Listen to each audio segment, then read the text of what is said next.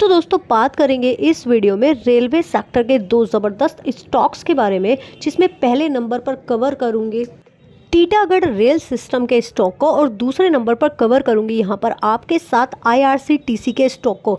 दोनों ही स्टॉक्स में बहुत ज़बरदस्त पैनिक क्रिएट किया हुआ है। दोस्तों आपने देखा होगा, अगर आप हमारे रेगुलर व्यूअर हैं तो हमने जब भी रेलवे सेक्टर पर वीडियोस अपलोड किए हैं हमेशा आपको यही बताया है कि प्राइस सस्ते हो रहे हैं, लेकिन दोस्तों वैल्यूएशन वाइज अभी स्टॉक एक्सपेंसिव लगते हैं, वैल्यूएशंस अभी रीजनेबल नहीं हुए हैं। तो दोस्तों जिस किसी ने वेट किया होगा वो निश्चित ही प्रॉफिट में रहा होगा।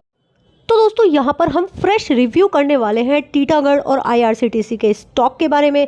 दोस्तों दोनों में से किसी भी स्टॉक में अगर आप पहले से इन्वेस्टेड हैं तो आपके लिए कौन से लेवल एंड टारगेट्स इंपॉर्टेंट होने वाले हैं, और अगर फ्रेश एंट्री प्लान कर रहे हैं तो कौन से लेवल्स को ध्यान में रख करके चलें, सारी चीज़ें डिस्कस कर लेंगे इस वीडियो में। वीडियो बहुत ज़्यादा इन्फॉर्मेटिव होने वाला है, बिना स्किप किए एंड तक देख लीजिएगा। तो दोस्तों लास्ट ट्रेडिंग सेशन में टीटागढ़ का स्टॉक 2.5% के करीब की गिरावट दिखाते हुए 783 रुपये के आसपास क्लोजिंग दिखाते हुए नजर आया।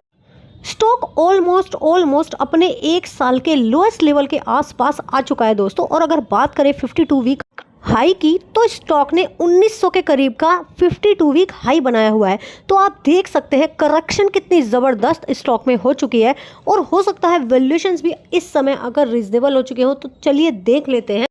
तो दोस्तों सबसे पहले मैं आपको बता दूं, अगर एक साल पहले ये स्टॉक आपने बाय किया था और अपने पोर्टफोलियो का हिस्सा बनाया था तो अभी आप 18% के निगेटिव रिटर्न्स गेन कर पा रहे हैं, जो कि अपने आप में बहुत ही ज़्यादा परेशानी वाली बात है। लेकिन दोस्तों यहाँ पर मैं आपको बता दूं, वैल्यूएशंस इस समय पर अट्रैक्टिव होते हुए नज़र आ रहे हैं।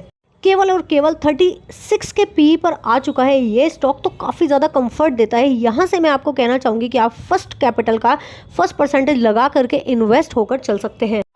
40% हिस्सा यहाँ पर प्रोमोटर्स ने अपनी होल्डिंग बनाई है, जो नो डाउट काफ़ी ज़्यादा अट्रैक्टिव मानी जाएगी।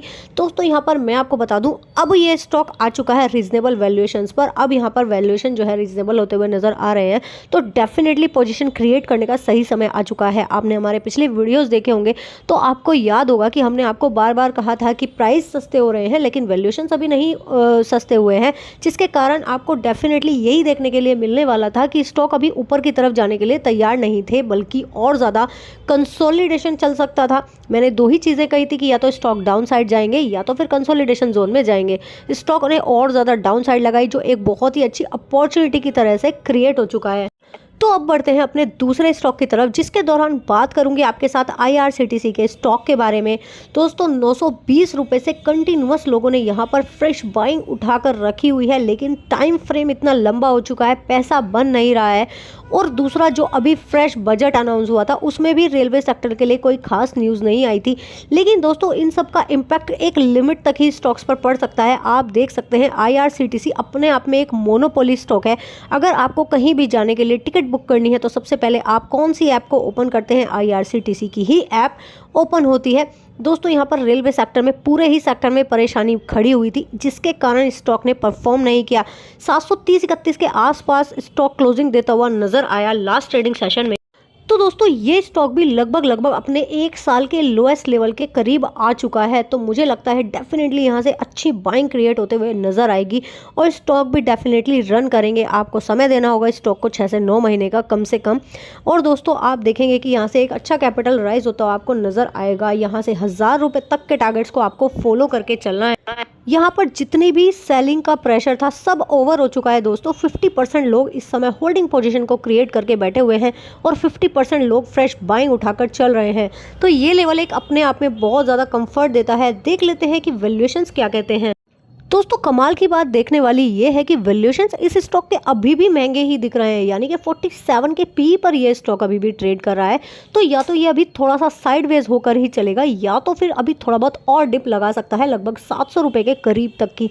तो दोस्तों अपना विजन क्लियर करके ही चलिएगा। अगर आप फ्रेश पैसा लगाना चाहते हैं तो अपने अकॉर्डिंग ही लगाइएगा। दोनों स्टॉक्स में से अगर कोई एक स्टॉक के बारे में रिकमेंड करना हो तो दोस्तों मैं आपको कहूंगी कि टीटागढ़ को फोकस में रखकर चल सकते हैं, रडार पर रखकर चल सकते हैं, वॉच लिस्ट में ऐड करके चल सकते हैं। वो दोनों ही स्टॉक्स में से जो लेवल्स एंड जो फंडामेंटल्स हैं वो कंफर्ट जो दे रहे हैं वो टीटागढ़ के स्टॉक में मिल रहे हैं।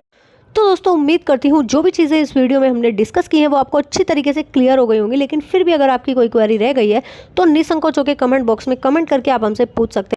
दोस्तों अगर आपको वीडियो इन्फॉर्मेटिव लगी हो तो लाइक किए बिना मत जाएगा और शेयर जरूर कर देना अपने सभी फैमिली और फ्रेंड्स के साथ। इसी तरह के वैल्यूएबल स्टॉक्स के बारे में डेली बेसिस पर जानने के लिए चैनल को जल्दी से कर लीजिए सब्सक्राइब। Thanks for watching.